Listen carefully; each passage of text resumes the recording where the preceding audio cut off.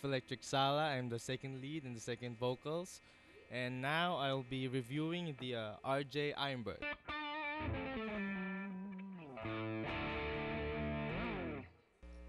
Well, the thing about what I like about this guitar or the performance of this guitar, it's a really good guitar.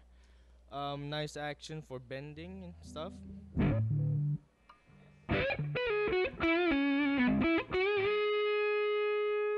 Nice sustain, really long. Very good for the sound. And also I like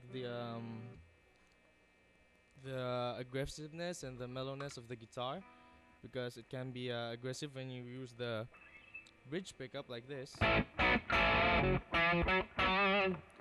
and also it can be mellow for like blues.